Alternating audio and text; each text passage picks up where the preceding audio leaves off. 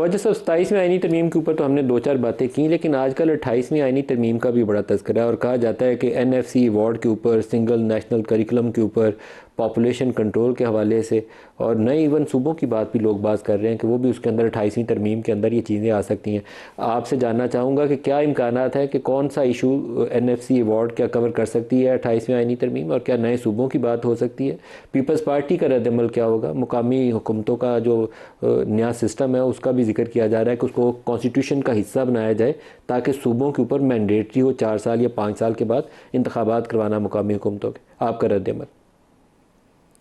नहीं, मैं नहीं मुझे इंडोर्स करूंगा जो नए सूबों वाली आपने बात की है।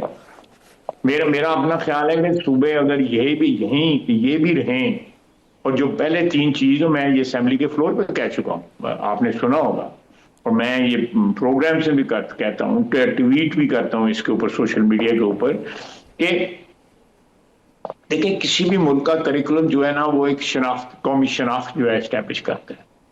हमारा करिकुलम जो है रेडिकली चेंज किया गया। मैं बार बार कह के जो है ना, मैं भी आई फील एम्बैरेस्ड। मेरा स्टैंड ये है कि we should go back to a curriculum जिसमें रीजनल जो है कल्चर, रीजनल हिस्ट्री, रीजनल जो भी रिक्वायरमेंट है, लैंग्वेज, ये सारे के सारा हो उसमें।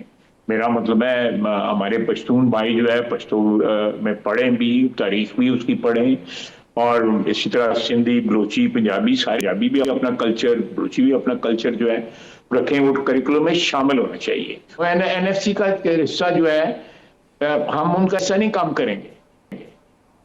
ये थोड़ा सा मैं इसको थोड़ा सा डिफरेंट तरीके से कहूंगा। हम उनको कहेंगे कि जी डिफेंस में और डेट सर्विसिंग में वो अपना हिस्सा डालें, वो अपने हिस्से में से हमें जो है मुल्क की जो लाइबिलिटीज हैं उनको भी एडजस्ट कराएं, और दफा को भी जो है वो अपना हिस्सा डालें।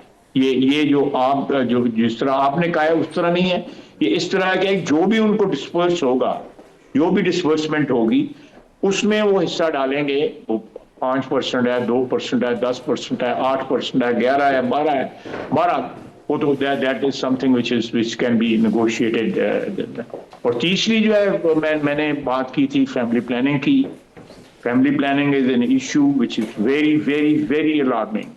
ये एक हम बम के ऊपर बैठे हुए हैं, ये किसी को चल गया सारे का चलना है, अगर इसी तरह हमारी आबादी बढ़ती रही।